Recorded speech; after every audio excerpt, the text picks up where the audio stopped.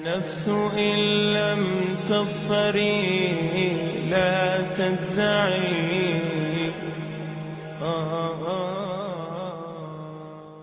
بسم اللہ الحمد للہ والصلاة والسلام علی رسول اللہ وبعد. میرے بھائیوں اور میری بہنوں، السلام علیکم ورحمۃ اللہ وبرکاتہ. حلیۃ طالب العلم شیخ بکر ابو زید رحمہ اللہ تعالی عنہ کی کتاب ہم ڈسکس کر رہے ہیں،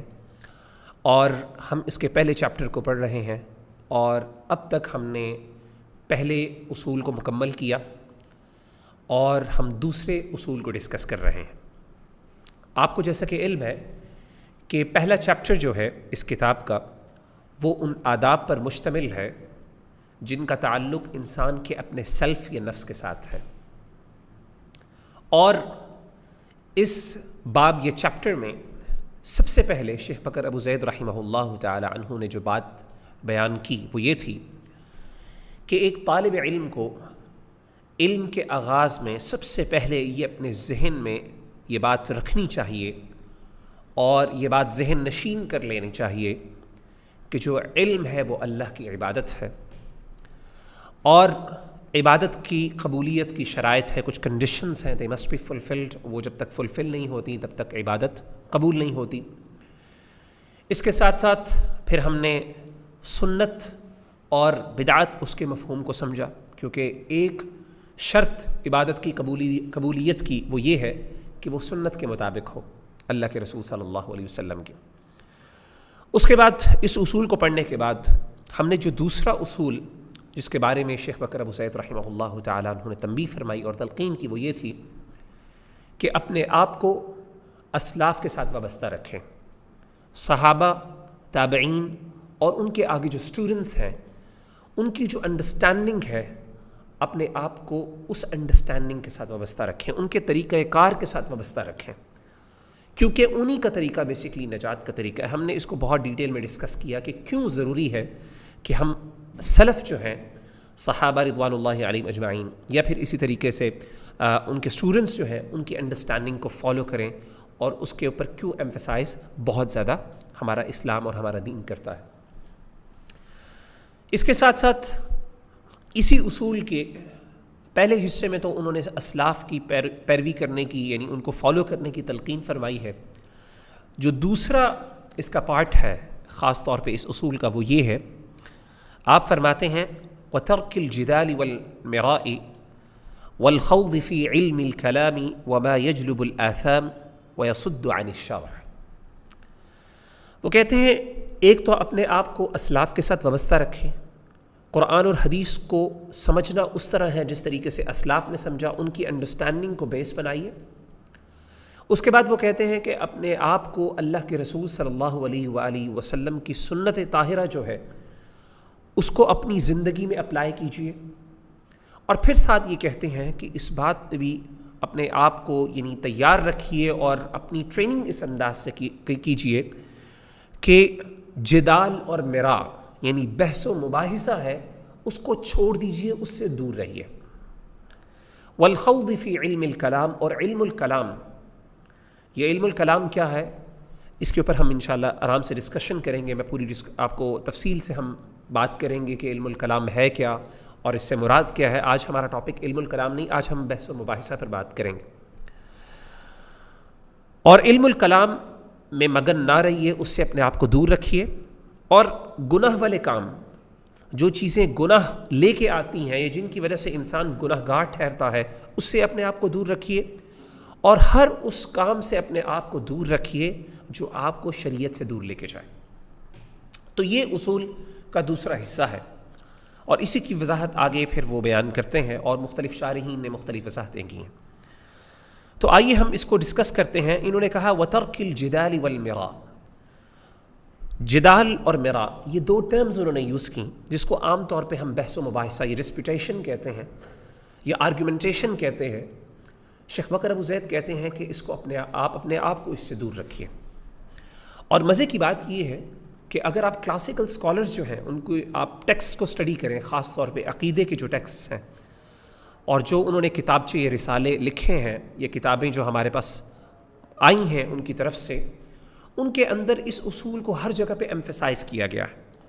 اسی لیے شیخ بکر ابو زید رحمہ اللہ اور اسی طریقے سے مختلف علماء جو ہیں خاص طور پہ اس بات پر، اس پرنسپل پر بہت زیادہ ایمفسائز کرتے ہیں کہ اپنے آپ کو بحث و مباحثہ، یہ جدال، یہ آرگیومنٹیشن، یہ ڈسپیوٹیشن ہے، اس سے دور رکھیے۔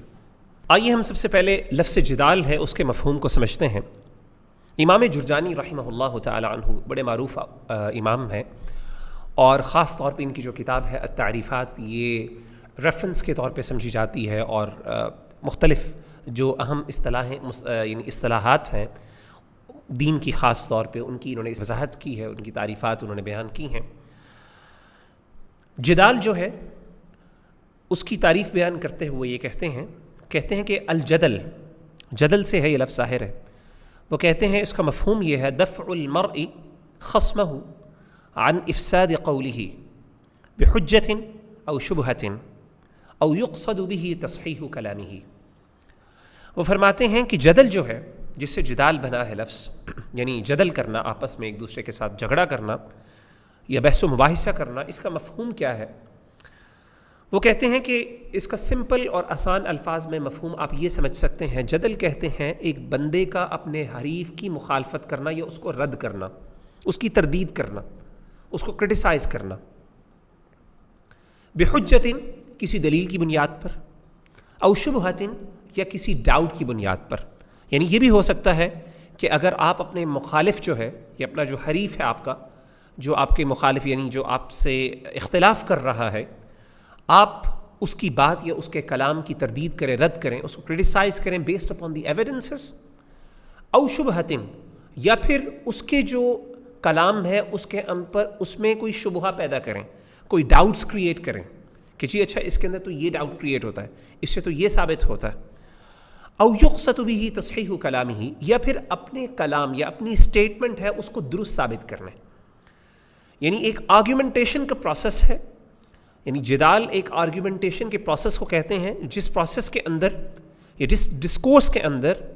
آپ یا تو اگلے کی بات کو کرٹیسائز کر رہے ہوتے ہیں کسی دلیل کی بنیاد پر یا شبہہ کی بنیاد پر، یا پھر آپ اپنے جو بات ہے اس کو ڈیفینڈ کر رہے ہوتے ہیں جبکہ اگلا آپ کی بات پر کرٹیسائز کر رہا ہوتا ہے۔ تو جدال بیسیکلی آرگیومنٹیشن کو کہتے ہیں، وہ شبہات کی بنیاد پر بھی ہو سکتا ہے، وہ ایویڈنسز کی بنیاد پر بھی ہو سکتا ہے۔ اسی طریقے سے مزید فرماتے ہیں اسی کتاب التعریفات میں،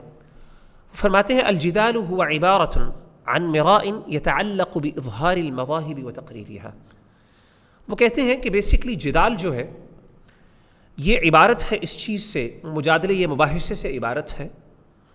يتعلق بإظهار المذاهب وتقريرها، اور اس کا تعلق مذاہب یعنی اپنے مواقف، اپنے سکولز آف تھاٹ کو واضح کرنا، ان کے اوپینینز کو واضح کرنا اور اس کو ثابت کرنا یا اس کو ایمفیسائز کرنا یا اس کو سپورٹ کرنے کے معنی میں استعمال ہوتا ہے۔ ان ادر ورڈز، جب ہم کہتے ہیں آپ جدال کر رہے ہیں تو اس کا مطلب ہے آپ آرگیو کر رہے ہیں in favour of your own school of thought, اور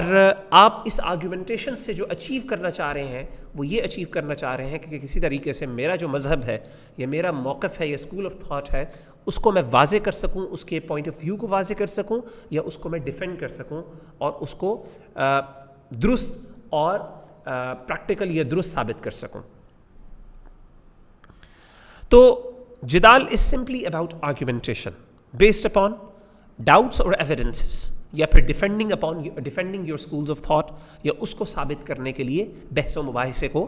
جدال کہتے ہیں۔ اسی طریقے سے ایک لفظ استعمال ہوا میرا کا،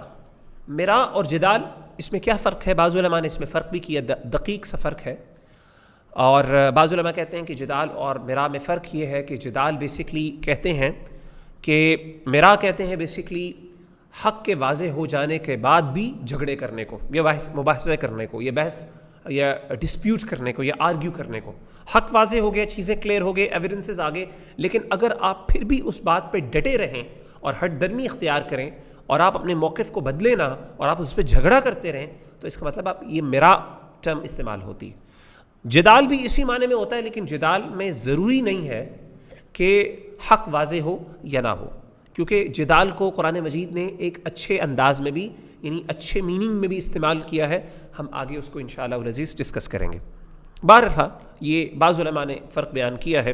بعض علماء کہتے ہیں دونوں کے معنی ایک جیسے ہیں. امام جرجانی رحمہ اللہ تعالی عنہ نے مراء کی تھوڑی سی تعریف فرق کرتے ہوئے فرماتے ہیں, کہتے ہیں المراء طعن فی کلام الغیر, کسی اور کی سٹیٹمنٹ یا موقف یا کلام کو کرٹیسائز کرنا, اس پہ طعن کرنا, لإظہار خلل فیہ, کس لیے؟ تاکہ اس کے جو آرگیومنٹ کے اندر جو ویک پوائنٹس ہیں, جو ہولز ہیں, ان کو واضح کیا جا سکے, ان کو پریزنٹ کیا جا سکے لوگوں کے سامنے کہ دیکھیں یہ اس کی سٹیٹمنٹ ہے لیکن اس کی سٹیٹمنٹ میں یہ فلاز ہیں. اس کے فلاز کو ظاہر کرنے کے لیے بیسکلی طعن کرنا, کرٹیسائز کرنا, اس کو مراء کہتے ہیں. من غیر ان یرتبط به غرض سوى تحقیر الغیر, وہ کہتے ہیں کہ اس میں مقصد جو ہوتا ہے, آبجیکٹو کیا ہوتا ہے, اس کا آبجیکٹو ایک یہ بھی ہوتا ہے مراء کے اندر کہ اس کرٹیسزم کے تھرو آپ اگلے کی جو نفس ہے یا اگلے کی جو کریڈیبلٹی ہے آپ اس کو کم کرنا چاہتے ہیں, آپ اس کی تحقیر نفس کرنا چاہتے ہیں, آپ اس کو حقیر واضح کرنا چاہتے ہیں. ایک آبجیکٹو یہ بھی ہوتا ہے. یعنی ایسا اسٹرانگ کرٹیسزم کرنا یا اس انداز سے آرگیو کرنا یا اس کے باتوں میں ایسی کمیاں نکالنا اور فلاز نکالنا جس سے نہ صرف اس کی بات کمزور ہو جاتی ہے بلکہ اس کی اپنی کریڈیبلٹی یا اس کے اپنے نفس جو ہے یا اپنی ذات ہے اس کی بھی تحقیر ہوتی ہے. آبویسلی جب آپ کسی کو کرٹیسائز کرتے ہیں تو ایک کرٹیسزم وہ ہوتا ہے جس کے اندر آپ اس انداز سے کرتے ہیں جس سے اس کی اپنی تحقیر تو نہیں ہوتی, اس کی اپنی جو ہے وہ جو اس کا جو نفس ہوتا ہے, اس کی جو رسپیکٹ ہے وہ کم نہیں ہوتی. لیکن بعض اوقات تحقیر یعنی کرٹیسزم کا انداز بعض دفعہ ایسے بھی کیا جاتا ہے جس میں آپ اگلے کو اس طرح ثابت کرتے ہیں کہ جیسے یہ جاہل آدمی ہے, اس کی بات اس کو تو یہ بھی نہیں پتا. تو اس طرح کی جب ہم باتیں کرتے ہیں یا اس طریقے سے جو کرٹیسزم ہے وہ بیسکلی المراء کہلاتا ہے بقول امام جرجانی رحمہ اللہ تعالی عنہ کے. تو المراء والجدال خلاصہ کیا نکلا؟ what is the summary of this all? The summary is کہ مراء اور جدال یعنی ایسی آرگیومنٹیشن, ایسی ڈسپیوٹیشن جس کا مقصد یا تو اگلے کے کلام, اگلے کی جو موقف ہے اس کو کم یا حقیر ثابت کرنا, اس کے فلاز کو ظاہر کرنا, یا پھر اس کی تحقیر کرنا یا اس کو ہلکا پروف کرنا یا اس کی کریڈیبلٹی کو کم کرنا یا اس کی رسپیکٹ کے اوپر بات کرنا, بیسکلی یہ المراء والجدال ہے. اس کے لیے جھگڑا کرنا, اس کے لیے آرگیو کرنا. اور عام طور پہ مناظرہ جو ہے وہ بھی اسی معنی میں استعمال ہوتا ہے. لفظ مناظرہ جو ہے وہ بھی آپ سمجھ لیں ایک قسم کا اس کا سینونیم ہے, اس کا مترادف ہے. کیونکہ مناظرے کے اندر کیا جاتا ہے, جب آپ کسی سے ڈیبیٹ کرتے ہیں, آرگیو کرتے ہیں, تو آبویسلی ہوتا کیا ہے کہ آپ اس کے ایویڈنسز کو سن کے نہ صرف اس کے ایویڈنسز پہ آپ کرٹیسزم کر رہے ہوتے ہیں, اس کے وے آف تھنکنگ کے اوپر کرٹیسائز کر رہے ہوتے ہیں, بلکہ اس کے ساتھ ساتھ آپ اس کو یہ بھی ثابت کر رہے ہوتے ہیں کہ یہ بندہ جو ہے یہ کسی کام کا نہیں ہے, آپ اس کی بھی تحقیر کر رہے ہوتے ہیں. تو مراء کو عام طور پہ مناظرے کے معنی میں بھی استعمال کیا جاتا ہے. تو جدال اور مناظرہ یعنی ایسا جھگڑا, ایسا آرگیو, ایسی ڈسپیوٹیشن جس کے اندر بیسکلی جس کا مقصد یا تو اپنے آپ کا ڈیفینڈ کرنا ہوتا ہے, اپنے آپ کو ڈیفینڈ کرنا, یا اگلے کو اس طریقے سے کرٹیسائز کرنا کہ اس سے اس کے موقف کی تردید ہو جائے, اس کے فلاز ظاہر ہو جائیں. مباحثہ, مناظرہ یا اس طرح کے جو الفاظ ہیں وہ اس کے سینونیمز کے طور پہ استعمال ہوتے ہیں. تو سوال یہ پیدا ہوتا ہے کہ کیا یہ کرنا, کرٹیسزم کرنا, کیا یہ غلط ہے, کیا یہ درست ہے؟ یا اس طرح کی آرگیومنٹیشن کرنا, یہ ڈسپیوٹیشن کرنا, کیا اس طرح کی آرگیومنٹیشن یہ ڈسپیوٹیشن شریعت نے اس کو قابل مذمت قرار دیا ہے یا اس کی کچھ نہ کچھ اجازت بھی ہے, اور وہ کن حالات میں ہے؟ آئیے ہم اس کو دیکھ لیتے ہیں. اور یہ عام طور پہ بڑا کامن ٹاپک ہے اور عام طور پہ ہم سے بہت ریلیونٹ ہے, خاص طور پہ ان اسٹوڈنٹس آف نالج سے جو کہ نیا دین شروع کرتے ہیں علم حاصل کرنا. کیونکہ آپ دیکھیں گے کہ ہمارے ہاں بہت سے اسٹوڈنٹس آف نالج جب وہ سٹارٹ کرتے ہیں دین کی نالج کو ایکوائر کرنا کسی اسکالر کے ساتھ, کسی یونیورسٹی میں, اسلامک یونیورسٹی میں یا انسٹیٹیوشن کے اندر ایڈمیشن لیتے ہیں اور نئی وہ جسے کہتے ہیں عقیدے کی مباحث کو پڑھنا شروع کرتے ہیں, تو the first thing that they want to do is they want to go out, they want to go to the internet and actually speak about this, اور بہت اوپنلی وہ کرٹیسائز کرنا شروع کر دیتے ہیں لوگوں کو. بعض جن کے پاس ریسورسز ہوتے ہیں وہ پھر ویڈیوز بھی بنانا شروع کر دیتے ہیں, اور اسی طریقے سے مختلف اسکالرس کو یا وہ لوگ جو ان سے اختلاف کرتے ہیں یا دوسرا اوپینین رکھتے ہیں ان کو بیش کرنا شروع کر دیتے ہیں. بیسکلی یہ وہی جدال اور مراء ہے جس کے اوپر کرٹیسزم شیخ بکر ابو زید رحمہ اللہ اور اسی طریقے سے دیگر جو اسکالرز ہیں ہمارے کلاسیکل اسکالرز اور ماڈرن اسکالرز وہ کرتے ہیں. تو اس کو کیوں علماء نے روکا؟ Obviously it's a very negative attitude. اور عام طور پہ جب نیا بندہ علم حاصل کرتا ہے تو بندے کے اندر یہ آپ سمجھ لیں ایک قسم کی اس کے اوپر ایک کیفیت ضرور آتی ہے, وہ اس کنڈیشن سے ضرور گزرتا ہے. اور وہ چاہے مرد ہو چاہے عورت ہو, اس کو ایک تو آداب بھی نہیں آتے بات کرنے کے, اس کے پاس علم بھی کم ہوتا ہے, تو اس کی وجہ سے بڑے مسائل پیش آتے ہیں. آئیے ہم ان ذرا مسائل کو ڈسکس کر لیں تاکہ ہم ریلیٹ کر سکیں اس کو اپنی پریکٹیکل لائف کے ساتھ. علماء نے بحث و مباحثہ اور آرگیومنٹیشن یہ ڈیبیٹس آغاز میں عام جنرل پبلک کے لیے یا جنرل اسٹوڈنٹس آف نالج کو اس سے منع کیا اور اس سے دور رہنے کا کیوں کہا. اس کی سب سے بڑی وجہ جو پہلی وجہ میں آپ کے ساتھ ڈسکس کرنا چاہتا ہوں وہ یہ ہے کہ اس سے عام طور پہ انسان جو ہے وہ شبہات سے متاثر ہو جاتا ہے. انسان کے اندر خود ڈاؤٹس جو ہے وہ جنم لینا شروع کر دیتے ہیں. کیا مطلب؟ ذرا غور کریں. ایک اسٹوڈنٹ آف نالج جب نیا دین پڑھنا شروع کرتا ہے, ابھی وہ دین کے اوائل میں ہوتا ہے, یعنی اس نے ابھی اپنی نالج کی جرنی کا آغاز کیا ہے, وہ اس کی اینڈ تک نہیں پہنچا, اس کو ابھی بڑی بیسکس کا پتہ ہے, اس کو شاید کچھ ایسپیکٹس کا پتہ ہے, اس کو ہر ایسپیکٹ اس بارے میں اس ایشو کے بارے میں ابھی نہیں پتہ, نہ وہ اتنا ٹرینڈ ہے اس نالج کے اندر. تو ہوتا کیا ہے, when he goes on اور جا کے وہ ڈسکشن یا آرگیو کرتا ہے, یہ ڈبیٹ سٹارٹ کرتا ہے وداؤٹ پراپر نالج, تو کئی دفعہ ایسا ہوتا ہے کہ اگلے جو ہوتے ہیں اگر وہ اس سے نالج میں زیادہ ایکسپیرینسڈ ہو یا اس کے پاس نالج زیادہ ہو, اس کی ٹریننگ زیادہ ہو یا اس نے وقت زیادہ لگایا ہو, تو وہ ایسی چیزیں اس کے سامنے پریزنٹ کرتا ہے, ایسے کویسچنز اٹھا دیتا ہے کہ بجائے یہ کہ وہ اس کی رد کرے, ان شبہات یا ڈاؤٹس کو کلیریفائی کرے, وہ خود ان ڈاؤٹس کا شکار ہو جاتا ہے. It's a very common thing. خود کیا کرتا ہے, ان ڈاؤٹس کا شکار ہو جاتا ہے, اور ہوتا یہ ہے کہ بجائے یہ کہ وہ دوسروں کو رہنمائی کرے وہ خود گمراہ ہو جاتا ہے. کئی دفعہ ہم نے یہ بات دیکھی ہے, ہمارے ہاں بہت کامن بات ہے, بڑی ایسے انسیڈنٹس میرے ساتھ بھی پیش آئے ہیں اور آپ کے ساتھ بھی پیش آئے ہوں گے. کئی میرے ایسے دوست ہیں کہ جو کہ بہت متاثر ہوئے دین سے, انہوں نے دین پڑھنا شروع کیا, اینڈ جیسے ہی انہوں نے دین پڑھنا شروع کیا, ابھی دین کی مبادیات انہوں نے آغاز کی, علماء سے استفادہ کرنا شروع کیا, تو انہوں نے کیا کیا, سٹارٹ کر دی ڈسکشنز وہ والے جو ہے عقیدے کے مسائل انہوں نے ڈسکس کرنا شروع کر دیے, جو کہ عام طور پہ عقیدے کی اینڈ پہ یا عقیدے کی کلاسز جو ہوتی ہیں یا ہائی اسٹڈیز ہوتی ہیں, عقیدے کی اسپیشلائزیشن کے اینڈ کے ٹاپکس ہوتے ہیں, ان پہ ڈسکشنز, نہ صرف ڈسکشن, لیکچرز, ڈیبیٹس اور آرگیومنٹس شروع کر دیے. نتیجہ یہ ہوا, خود انہوں نے مجھ سے رابطہ کیا کہ آئی ایم کنفیوزڈ, مجھے سمجھ نہیں آ رہی, اور عجیب و غریب باتیں لوگوں کے سامنے پریزنٹ کرنا شروع کر دیں وداؤٹ تھنکنگ, وداؤٹ نالج. ایک بٹس پکڑیں اور بٹس کے ساتھ باقی پیسز خود ہی لگا لیے. تو اس سے کیا ہوتا ہے, اس سے بہت پرابلم کریٹ ہوتی ہے, اس سے گمراہی پیدا ہوتی ہے. قرآن مجید میں اللہ تعالیٰ فرماتے ہیں وَمِنَ النَّاسِ, اور لوگوں میں سے, اور عام طور پہ اس طرح کے جو لوگ ہیں وہ کم علم ہوتے ہیں, ان کے پاس نالج نہیں ہوتی, جو ڈاؤٹس کا شکار ہوتے ہیں. جیسا کہ سورۃ الحج میں اللہ فرماتے ہیں وَمِنَ النَّاسِ مَن يُجَادِلُ فِي اللَّهِ بِغَيْرِ عِلْمٍ وَلَا هُدًى وَلَا كِتَابٍ مُنِيرٍ. عام طور پہ جھگڑا کرنے والے کون لوگ ہوتے ہیں؟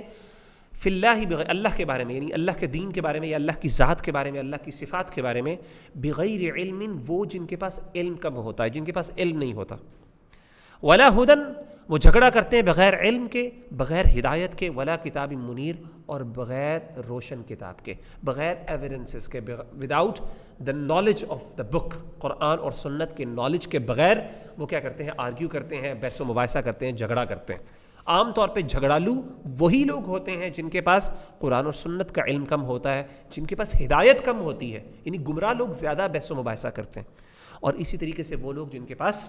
علم نہیں ہوتا. اسی لیے اس آیت کی تشریح میں شیخ عبد الرحمن السعدی رحمہ اللہ, بہت بڑے عالم دین گزرے ہیں, بڑے بڑے علماء کے استاذ رہ چکے ہیں. ان کی کتاب تفسیر القرآن, یعنی جو تفسیر انہوں نے لکھی جس کو تفسیر السعدی بھی کہا جاتا ہے, وہ بڑی خوبصورت بات کرتے ہیں. وہ اس آیت کی وضاحت میں وہ کہتے ہیں اصل میں اس سے مراد وہ لوگ ہیں, وہ کمیونٹی ہے, ایسے لوگ جو جاہل ہوتے ہیں, جن کے پاس علم کم ہوتا ہے, لیکن وہ اس اسمال بٹس جو اس کے پاس ہوتے ہیں اس سے وہ کیا کرتے ہیں, آرگیو شروع کرتے ہیں, آرگیومنٹیشن. اور آرگیومنٹیشن بھی کیا کرتے ہیں, وہ حق کی رد کرنا شروع کر دیتے ہیں, باطل کا یعنی اس بات کرنا شروع کر دیتے ہیں, یعنی احقاق الباطل و ابطال الحق. والحال انہم فی غایت الجہل, حقیقت کیا ہوتی ہے, پرلے درجے کے جاہل ہوتے ہیں. ما عندہم من العلم شیء, علم نام کی کوئی چیز نہیں ہوتی. یعنی عام طور پہ جو جاہل ہیں وہ لوگ کیا ہوتے ہیں, وہ اس طرح کے کام کرتے ہیں. اسی طریقے سے یہاں پہ ایک انٹرسٹنگ اور بڑا خوبصورت سٹیٹمنٹ جو کہ بڑی معروف ہے, خلیل بن احمد رحمہ اللہ تعالی عنہ کی بڑی معروف سٹیٹمنٹ ہے, جو کہ امام ابن ابی دنیا رحمہ اللہ تعالی عنہ نے اور اسی طریقے سے دیگر ائمہ نے اس کو نقل کیا ہے. امام ابن ابی دنیا رحمہ اللہ نے العقل وفضلہ ان کی کتاب ہے, اس کے اندر انہوں نے اس چیز کو نقل کیا ہے. بڑی انٹرسٹنگ اور مزے کی سٹیٹمنٹ ہے. وہ کہتے ہیں رجل, 4 قسم کے لوگ انہوں نے بیان کیے. کہتے ہیں 4 قسم کے لوگ ہوتے ہیں علم اور جہالت کے اعتبار سے. وہ کہتے ہیں رجل یدری ولا یدری انہ یدری, ایک وہ شخص ہوتا ہے جو جانتا ہوتا ہے لیکن اس کو پتہ نہیں ہوتا کہ اس کو پتہ ہے. یعنی ایسا شخص جو جانتا ضرور ہے, ہی ہیز دا نالج, لیکن اس کو یہ پتہ نہیں ہے کہ اس کے پاس نالج ہے. فذاک غافل فنبہو, یہ غافل شخص ہوتا ہے, اس کو تنبیہ کرو, اس کو یاد دہانی کراؤ, اس کو یاد آ جائے گا. مثال کے طور پہ کئی دفعہ ایسا ہوتا ہے, اسٹوڈنٹس جو ہوتے ہیں وہ استاذ کے سامنے موجود ہوتے ہیں, انہوں نے سمجھی ہوتی ہے بات لیکن ان کا کانفیڈنس نہیں ہوتا, وہ یہی سمجھ رہے ہوتے ہیں کہ شاید مجھے اس چیز کا پتہ نہیں ہوتا, لیکن استاذ کیا کرتا ہے, ان کو اعتماد دیتے ہوئے یہ کہتا ہے کہ جی آپ کو یہ چیز پتہ ہے, اس کو یاد کرواتا ہے, تو اس سے ایک دم ان کی جو ہے یاد دہانی واپس آ جاتی ہے اور واقعی وہ سمجھتے ہیں کہ ہاں یہ تو مجھے چیزوں کا پتہ ہے. تو کئی دفعہ ایسا ہو جاتا ہے کہ خاص طور پہ پیپرز جب ہم جو اسٹوڈنٹس جو ہیں ایگزامینیشن کے لیے جا رہے ہوتے ہیں, تو when they pick up the pencil یا پین, تو ایک دم ان کو فیل ہوتا ہے کہ جیسے کہ every thing is blank, they don't nothing. جتنے بھی کوشچن سامنے ہوتے ہیں وہ سارے بھول جاتے ہیں, لگتا ہے جیسے تو کچھ نہیں پتا. لیکن جیسے جیسے وہ لکھنا شروع کرتے ہیں تو آہستہ آہستہ کیا ہوتا ہے, ان کی وہ میموری جو ہے وہ واپس آنا شروع ہو جاتی ہے, ان کی یاد دہانی ہونا شروع ہوتی ہے. تو آبویسلی کچھ لوگ ایسے ہوتے ہیں جن کو پتہ ہوتا ہے, جن کے پاس علم ہوتا ہے, لیکن ان کو پتہ نہیں ہوتا کہ ان کے پاس علم, یعنی ان کے پاس ابھی کانفیڈنس نہیں ہوتا. وہ یہی سمجھ رہے ہوتے ہیں کہ یار ابھی علم میں کمی ہے, وہ اس پر اعتماد نہیں رکھتے. تو ایسے شخص کے بارے میں وہ کہتے ہیں وہ غافل ہے, اس کو تنبیہ کرو, اس کو بیان کرو, اس کو یاد دہانی کروا دو. وہ کہتے ہیں دوسرا شخص کون ہوتا ہے, وَرَجُلٌ يَدْرِي وَيَدْرِي أَنَّهُ يَدْرِي, اور دوسرا شخص وہ ہوتا ہے جس کو پتہ ہوتا ہے اور اس کو پتہ ہے کہ اس کو پتہ ہے, یعنی اس کے پاس علم ہے اور اس کو خوب پتہ ہے کہ اس کے پاس کتنا علم ہے. He is aware of his knowledge as well and expertise and skills. فَذَاكَ عَاقِلٌ فَاعْرِفُهُ, یہ عقل مند آدمی, یہ عقل مند آدمی ہے, یہ عالم آدمی ہے, اس کو جان لو, اس کے خوب اس کو پہچانو, ایسے شخص کو پہچانو, یہ بہت فائدہ مند شخص ہے کہ he has the knowledge and he knows that he knows.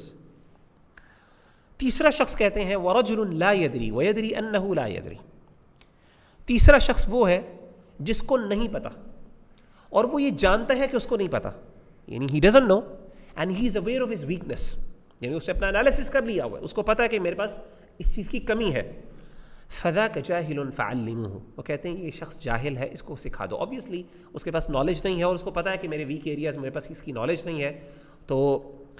خلیل بن احمد رحمہ اللہ تعالیٰ کہتے ہیں کہ یہ جاہل ہے, یہ اگنورنٹ ہے, اس کے پاس علم کم ہے, تو اس کو چاہیے کہ آپ کو چاہیے کہ آپ اس کو علم سکھا دیں. اور پھر آگے کہتے ہیں کہ وَرَجُلٌ لَا يَدْرِي, اور چوتھی قسم کا وہ شخص ہے کہ وہ شخص جس کو نہیں پتا, جس کے پاس علم نہیں, وَلَا يَدْرِي أَنَّهُ لَا يَدْرِي, اور اس کو یہ بھی نہیں پتا کہ اس کو نہیں پتا, یعنی جاہل ہے لیکن اس کو اپنی جہالت کا علم نہیں, وہ اپنے آپ کو عالم سمجھ رہا ہے. تو کہتے ہیں فَذَاكَ مَائِقٌ فَاحْذَرُوهُ, یہ احمق آدمی ہے, بے وقوف آدمی ہے, اس سے دور رہو, اس سے بچ کر رہو, یہ بڑا نقصان دہ آدمی. تو ان سمپل ورڈز اگر آپ خلاصہ نکالیں تو آبویسلی انسان, بہت کم ایسے لوگ ہوتے ہیں جن کو اپنی جہالت کا علم ہوتا ہے.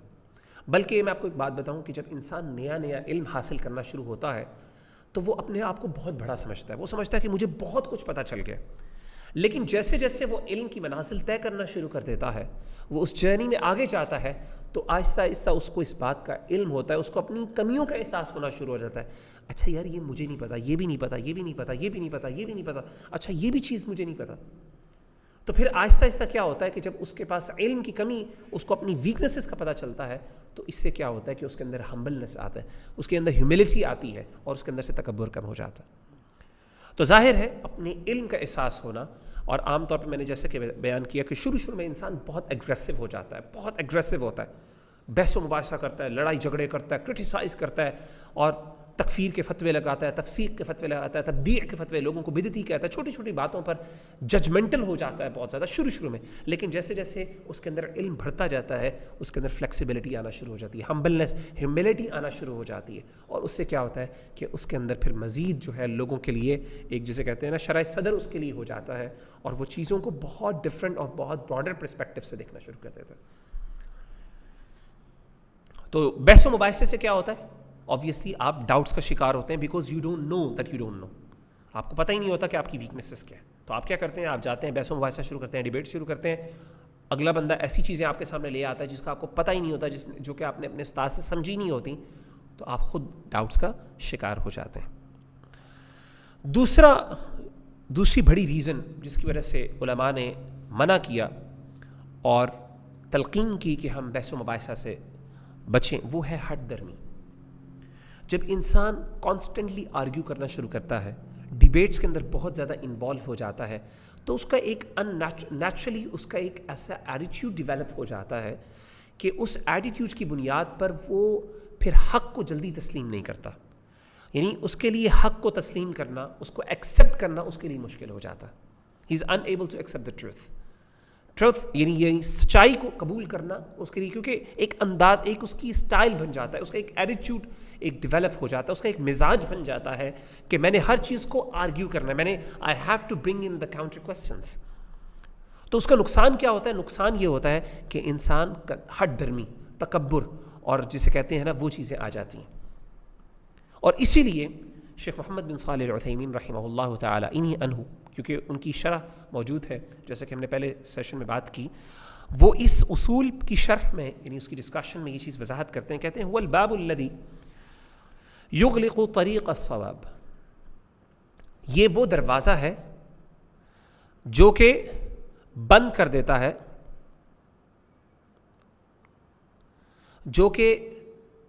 دیتا ہے، درست اور سچائی کے رستے کو۔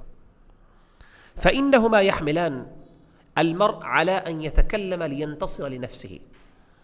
وہ کہتے ہیں کہ یہ دونوں چیزیں مراء اور جدال،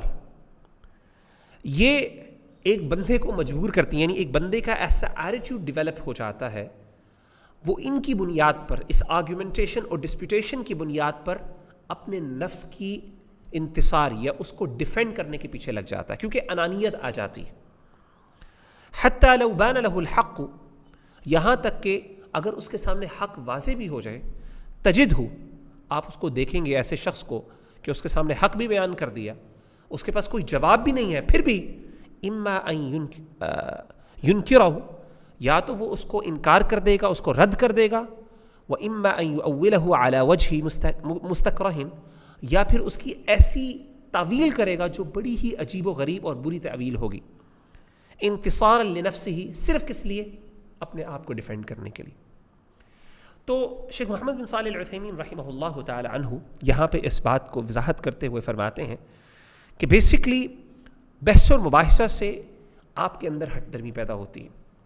اور ایک بندے کا ایسا ایٹیٹیوڈ ڈیولپ ہو جاتا ہے کہ وہ حق کو جاننے کے باوجود اس کو رد کر دیتا ہے۔ کیوں؟ کیونکہ اس میں انانیت آ جاتی ہے،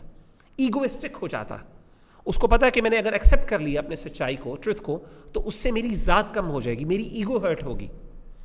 تو یہ کانسٹنٹلی جب آپ اس بحث و مباحثے میں پڑے رہتے ہیں تو آپ ہمیشہ کاؤنٹر کوسچنس اور ہٹ درمی اور جسے کہتے ہیں ایگریشن اور کسی کی بات کو، حق کو قبول نہ کرنا،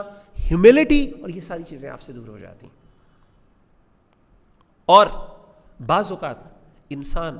حق کے واضح ہو جانے کے بعد بھی جب انکار کرتا ہے تو یہ مراء اور جدال یہ انسان کو کفر تک لے جاتا ہے، جیسا کہ سورۃ الغافر میں اللہ فرماتے ہیں ما یجادل فی آیات اللہ الا الذین کفروا، اللہ کی آیات میں، اللہ کی نشانوں میں جدال جو ہے، نہ حق جھگڑا اور بحث و مباحثہ اور انکار کون لوگ کرتے ہیں؟ الا الذین کفروا، مگر وہ لوگ جنہوں نے کفر کیا۔ کافر لوگ جو ہیں، یعنی جن کے اندر کفر ہوتا ہے، ایمان نہیں ہوتا، وہ لوگ ہیں جو اللہ کی آیات کے سامنے جھگڑا کرتے ہیں. حق ان کے سامنے واضح ہو جاتا ہے، لیکن صرف ہٹ درمی اور صرف یہ کہ ایگو اس کو بچانے کے لیے کہ کہیں وہ ہرٹ نہ ہو جائے، اس کو کیا کرتے ہیں، اس کو پروٹیکٹ کرتے ہیں. اسی لیے اللہ کے رسول صلی اللہ علیہ وسلم نے فرمایا من خاصم فی باطل، وہ شخص جس نے باطل برائی کے کام میں جھگڑا کیا، یعنی باطل کی بنیاد پر، اس کو پتہ ہے کہ یہ باطل ہے، غلط ہے، لیکن ہی از جسٹ ڈیفینڈنگ ہمسیلف وہو یعلم، اس کو خوب پتہ ہے کہ اس کے اندر فلا ہے، میرے آرگیومنٹ میں ویکنس موجود ہے. لم یزل فی سخط اللہ حتی ینزع، وہ اللہ کے غصے کے اندر اور غضب کے اندر رہتا ہے جب تک کہ وہ اس سے باہر نہ نکل جائے، جب تک وہ اس کو چھوڑ نہ دے. تو کہنے کا مطلب یہ ہے کہ اس سے بہت، یعنی کفر تک بات پہنچ جاتی ہے جب انسان بہت زیادہ بحث و مباحثے کی وجہ سے ایک ایسا ایٹیٹیوڈ اپنے اندر ڈیولپ کر دیتا ہے جس میں حق کو تو ڈیفینڈ کرتا ہی کرتا ہے، لیکن کبھی ایسی بات، کیونکہ انسان تو غلطیوں کا پتلا ہے، اس سے غلطی ہو سکتی ہے، سمجھ اور انڈرسٹینڈنگ میں مسٹیک ہو سکتی ہے. تو جب کوئی بندہ اس کی اصلاح کرتا ہے تو وہ ہٹ درمی کی بنیاد پہ جب اس کو نگیٹ کرتا ہے تو بعض اوقات بات کفر تک پہنچ جاتی ہے، اور اللہ کا غصہ وہ انسان برداشت کرتا ہے. تیسری چیز یہ ہے، تیسری ریزن جس کی وجہ سے علماء نے بحث و مباحثہ کو منع کیا اور اس سے بچنے کے لیے تلقین کی، وہ یہ ہے کہ اس سے انسان کے دل سخت ہو جاتے ہیں. جیسا کہ امام مالک رحمہ اللہ تعالی عنہ کا قول ہے، آپ نے فرمایا المراء یقسی القلوب. آپ فرماتے ہیں کہ جو مرا یعنی جھگڑا ہے، یہ بحث و مباحثہ ہے، مناظرہ ہے، اس سے دل جو ہے وہ کیا ہو جاتے ہیں، وہ سخت ہو جاتے ہیں. کیوں؟ وہی بات ہے کہ ہٹ درمی، ایٹیچیوڈ، ایگریشن،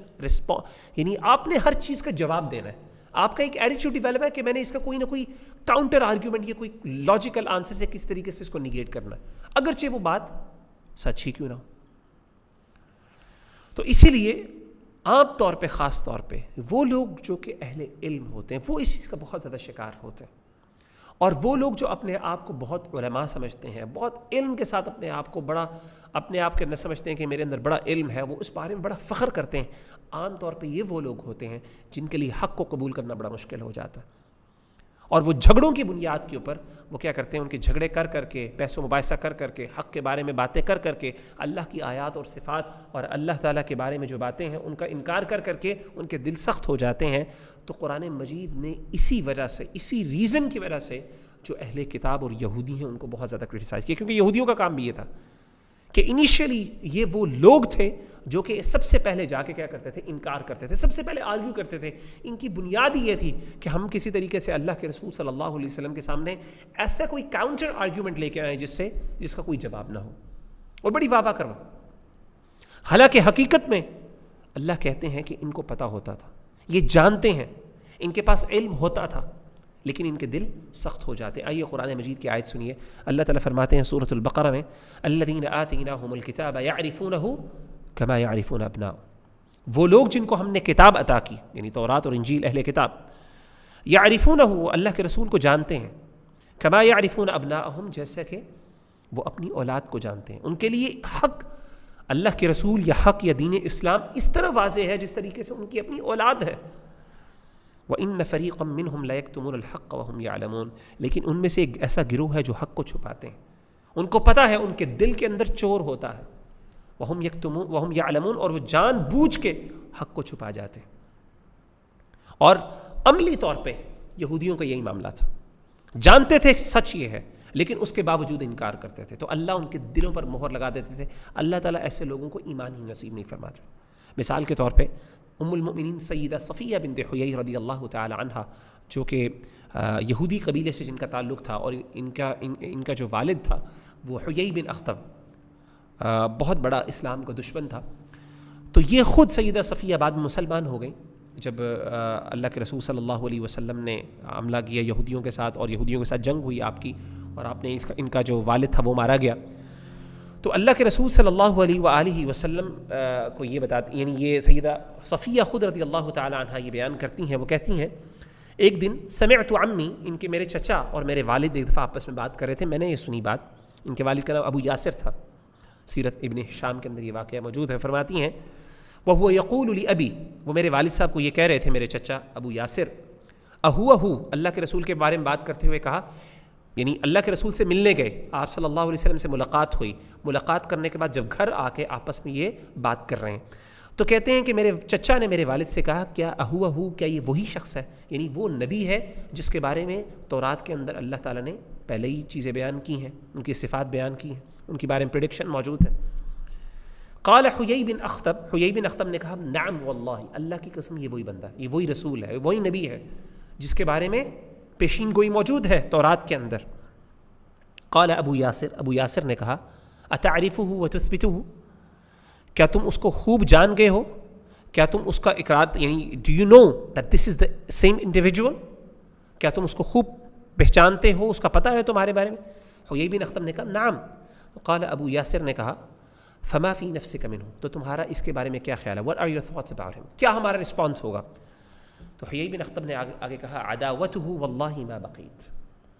جب تک اللہ کی قسم میں باقی رہوں گا، میں زندہ رہوں گا، اس کے لیے دشمنی وہی میرے دل میں ہے، یعنی ہم نے اس کی دشمنی ہی کرنی ہے۔ the purpose is actually to refute him, to negate him, to argue with him, to have a disputation with him۔ تو اس نے کہا اللہ کی قسم جب تک زندہ ہے ہم نے ان کی مخالفت ہی کرنی، اس کے علاوہ اور کچھ نہیں کرنا۔ تو اسی لیے قرآن مجید میں اللہ تعالیٰ نے یہودیوں کو سب سے زیادہ یعنی تنقید اس لیے کی کیونکہ they were the first ones to actually negate the prophet۔ اللہ کے رسول صلی اللہ علیہ وسلم، کیونکہ یہ علماء بنے پھرتے تھے، یہ اپنے آپ کو بڑا عالم سمجھتے تھے کہ ان کے پاس بڑا علم ہے، اور اسی علم کی بنیاد پر انہوں نے کیا کیا، اللہ کے رسول کو نگیٹ کیا۔ وَلَا تَكُونُوا أَوَّلَ كَافِرٍ بِهِ، اللہ تعالیٰ نے قرآن مجید میں فرمایا کہ وَآمِنُوا بِمَا أَنزَلْتُ مُصَدِّقًا لِمَا مَعَكُمْ، اہل کتاب ایمان لے آؤ، کس چیز پر ایمان؟ ما انزلت بما انزلت، اس چیز پر جو میں نے نازل کیا، مصدقا لما معکم، وہ وہی جو کہ تمہارے پاس جو کتاب یا تورات موجود ہے اس کی بھی تصدیق کرتی ہے۔ ولا تکونوا اول کافر بھی، اور سب سے پہلے کافر نہ بنو، سب سے پہلے انکار کرنے والے نہ بناؤ۔ جو فرسٹ نیگیشن ہوتی ہے، جس بندے کا یہ کام ہو کہ وہ سب سے پہلے نیگیٹ کرتا ہے، اور اس کی وجہ سے پھر کیا ہوتا ہے، دوسرے لوگ اس کو دیکھ کے اچھا یار یہ تو بڑا سمجھدار ہے، اگر یہ نہ کر رہا ہے، کیونکہ ہر بندے کے پاس یہ انالیسس کی تو پاور نہیں ہوتی، تو جو لوگ پہل کرتے ہیں حق کو نگیٹ کرنے میں، ان کا گناہ جو ہے ساروں کا، باقیوں کا گناہ بھی ان پر آتا ہے، کیونکہ وہ ایک ٹرینڈ سیٹ کرتے ہیں، نیگیٹو اور غلط بات لوگوں کے اندر ثابت کرتے ہیں۔ وَلَا تَشْتَرُوا بِآيَاتِي ثَمَنًا قَلِيلًا، اور میری آیات کو تھوڑے جو فائدے کے بدلے میں نہ بیچو، وَإِيَّايَ فَاتَّقُونِ، اور مجھ سے ڈرو۔ تو کہنے کا مطلب یہ ہے کہ یہ ایک ایٹیٹیوڈ ہے جو کہ اہل کتاب میں موجود تھا، جس کی سخت تنقید اللہ کے رسول صلی اللہ علیہ وسلم نے بھی کی اور اللہ تعالیٰ نے بھی کی،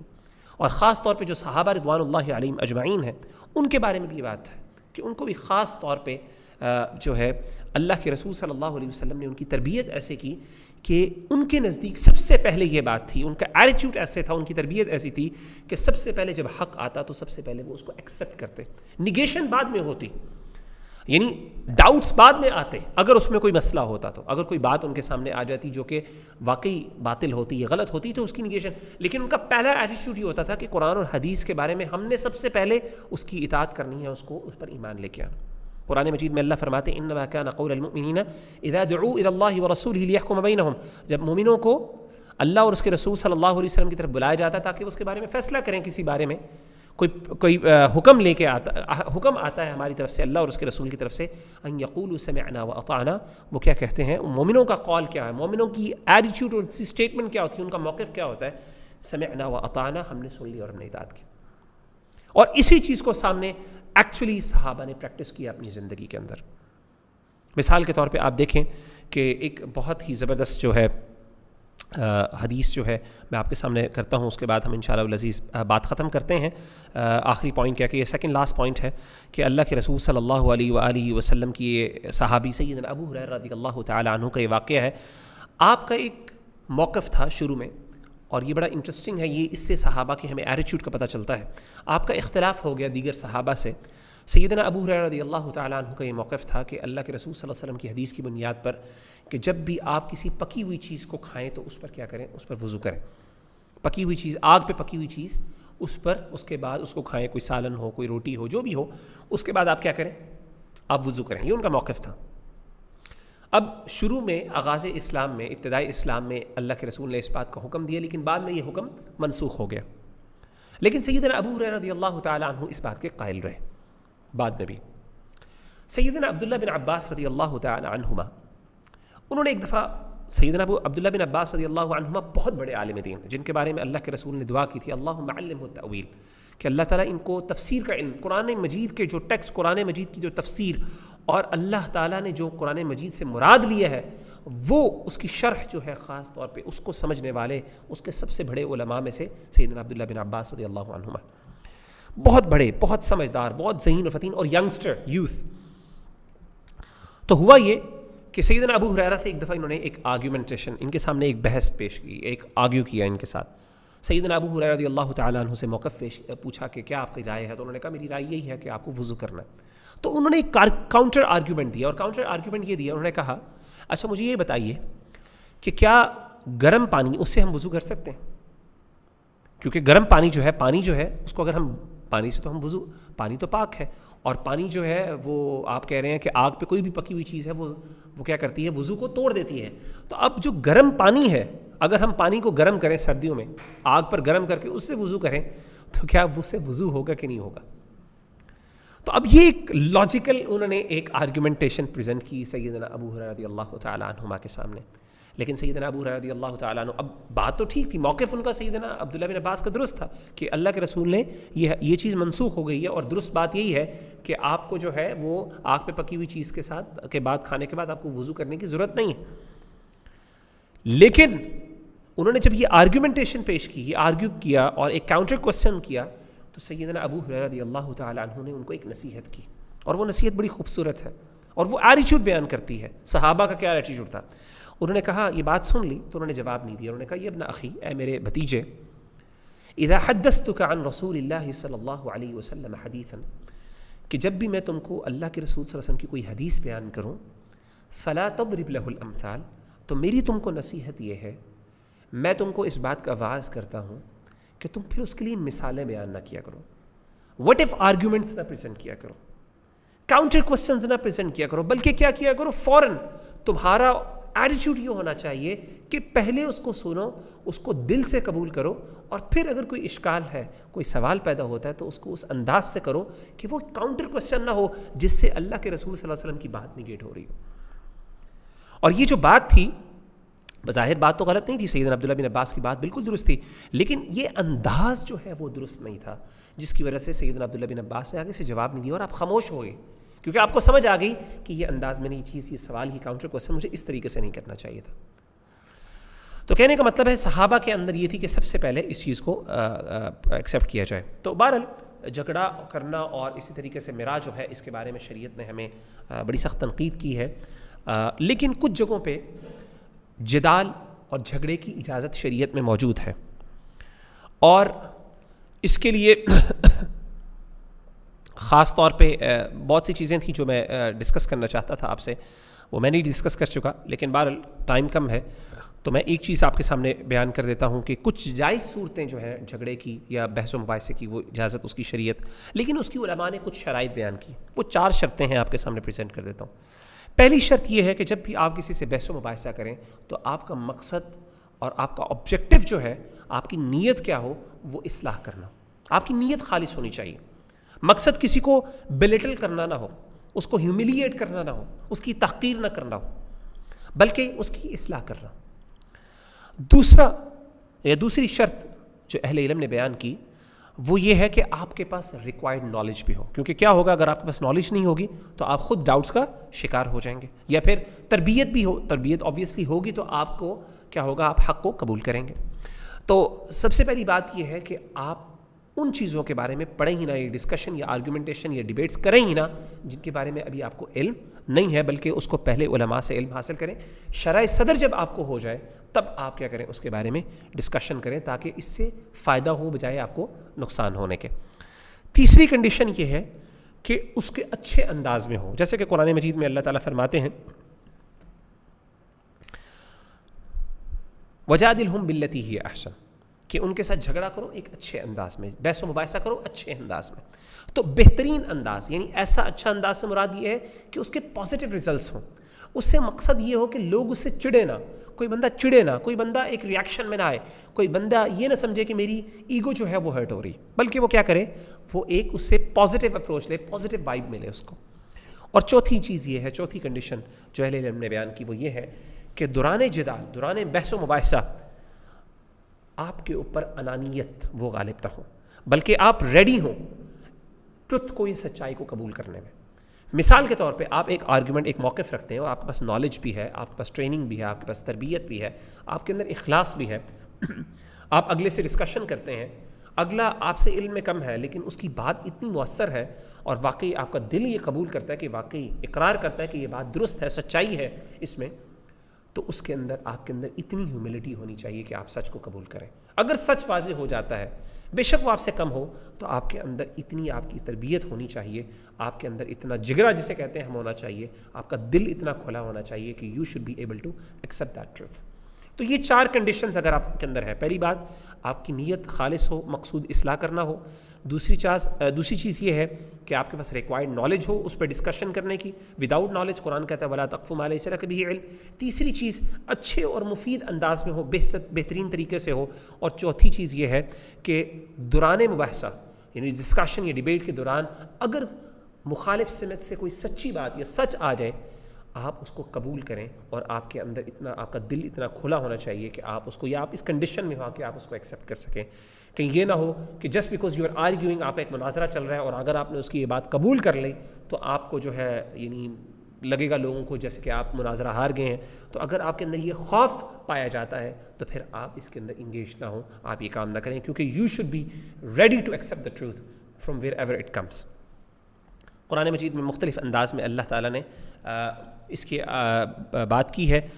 قرآن مجید میں خاص طور پہ اللہ تعالیٰ فرماتے ہیں ادعو الی، سورۃ النحل میں ادعو الی سبیل ربک بالحکمۃ والموعظۃ الحسنۃ وجادلھم باللتی ہی احسن، کہ اپنے رب کے رستے کی طرف بلاؤ، کس کے ساتھ؟ حکمت کے ذریعے، موعظۃ الحسنہ، اچھے واز کے ذریعے، وجادلھم باللتی ہی احسن، اور اس انداز سے آرگیو کرنے سے جو کہ بہت ہی اچھا انداز ہو۔ تو امام ابن قیم رحمہ اللہ تعالیٰ اپنی کتاب مفتاح دار السعادہ میں بڑی خوبصورت بات کرتے ہیں، اور اس سے ہم انشاءاللہ اپنے آج کی ڈسکشن کو ختم کرتے ہیں۔ وہ فرماتے ہیں کہ اس آیت میں اللہ نے 3 چیزوں کا ذکر کیا کہ اپنے رب کے رستے کی طرف بلاؤ حکمت کے ساتھ، دوسری چیز اچھے واز کے ساتھ، اور تیسری چیز اچھی ڈیبیٹس یا آرگومنٹیشن کے تھرو۔ تو وہ کہتے ہیں کہ اللہ نے اس آیت کے ذریعے 3 قسم کے لوگوں کا بیان کیا۔ کچھ لوگ ہوتے ہیں جو سمجھدار ہوتے ہیں، جو پڑھے لکھے ہوتے ہیں، جو سچائی کو قبول کرتے ہیں، ان کے لیے حکمت کا انداز اپنانا ہوگا۔ ان کے لیے اگر آپ ایگریسو انداز اپنائیں گے وہ آپ سے دور ہو جائیں گے، تو ان کو حکمت سے قائل کریں، جو سچائی کو قبول کرتے ہیں، جو سمجھدار ہیں، جو پڑھے لکھے لوگ ہیں، ان کے ساتھ آپ جھگڑے نہ کریں، آپ ان کو عقل سے یعنی ناٹ عقل سے، آپ ان کو دلائل سے، ایویڈنسز کے تھرو کیا کریں؟ قائل کریں، ریزننگ کے تھرو قائل کریں۔ دوسری چیز کیا ہے؟ والموعظۃ الحسنہ، اچھے دوسری قسم کی کیٹیگری کے وہ لوگ ہوتے ہیں جو کہ جن کے اندر تھوڑی سی نیگلیجنس ہوتی ہے، جو نیگلیجنٹ ہوتے ہیں، یعنی وہ سچائی کو قبول تو کرنا ان کے لیے آسان ہوتا ہے لیکن بہرحال نیگلیجنٹ ہوتے ہیں، اتنی پرواہ نہیں کرتے، لا ابالی ٹائپ لوگ ہوتے ہیں۔ مثال کے طور پہ جیسے ینگسٹرز ہوتے ہیں کہ مطلب ان کے لیے حق اور باطل زیادہ میٹر نہیں کرتا، بیسیکلی نیگلیجنس ہوتی ہے جس کی وجہ سے وہ آپ کی بات کو سن نہیں رہے ہوتے۔ تو اللہ کے رسول اللہ تعالیٰ نے یہ فرمایا کہ یہاں پہ کہ ان کو واز کرو، اور واز کا مطلب ہے ان کو ڈراؤ، کوئی ان کو ترغیب اور ترہیب کے تھرو جو ہے وہ دین کی طرف لے کے دعوت دو دین کی طرف۔ تو اس طرح کے لوگوں کو ڈرانا یعنی جنت اور جہنم کی باتیں کرنا، ان کو بعض اوقات کچھ اچھی باتیں بتانا یا ان کو کوئی ڈرانے والی باتیں کرنا، اس سے ان کی غفلت دور ہو جائے گی۔ اور تیسری قسم کے وہ لوگ ہوتے ہیں جو جھگڑالو ہوتے ہیں، جو بہت زیادہ ہٹ درم ہوتے ہیں، ان کے لیے قرآن مجید نے اصول یہ بیان کیا کہ وجادلھم باللتی ہی احسن، آپ ان کو اچھے انداز سے ان کے ساتھ آرگیو کر کے یا ڈیبیٹس کریں، کیونکہ کچھ لوگ ہوتے ہیں جب تک آپ ان سے جھگڑا نہ کریں، جب تک آپ ان کو کارنر نہ کریں ریزننگ کے تھرو، وہ آپ کی بات نہیں مانتے، جب تک آپ ان کو پبلکلی ان کو جو ہے نا ان کے آرگومنٹس کو ڈسمینٹل نہ کریں تب تک وہ یعنی جسے کہتے ہیں وہ ایکسیپٹ نہیں کرتے۔ تو تیسری طرح کے گروہ کے لیے قرآن مجید نے یہ آپ کو اصول اور رہنمائی دی ہے۔ تو اس کے ساتھ ہم انشاءاللہ اپنی بات کو ختم کرتے ہیں۔ آپ ان میں کچھ کافی چیزیں جو نوٹس میں موجود تھیں وہ ہم ڈسکس نہیں کر سکے وقت کی کمی کی وجہ سے، اس کو ضرور اسٹڈی کیجیے گا۔ اللہ تعالیٰ سے دعا ہے کہ اللہ تعالیٰ ہم کو صحیح معنوں میں دین پر عمل کرنے کی توفیق عطا فرمائے۔ اللہ تعالیٰ ہمارے میں سے یہ انانیت حق کے بارے میں اس کو دور کر دیں اور ہمارے دل کو اتنا کھلا کر دے کہ ہم حق کو فوراً قبول کریں، وہ چاہے ہمارے دشمن کی طرف سے آئے یا ہمارے اپنے بھائیوں کی طرف سے آئے۔ اقول قولی ھذا واستغفر اللہ لی ولکم فاستغفروہ انہ ھو الغفور الرحیم۔ السلام علیکم ورحمۃ اللہ وبرکاتہ۔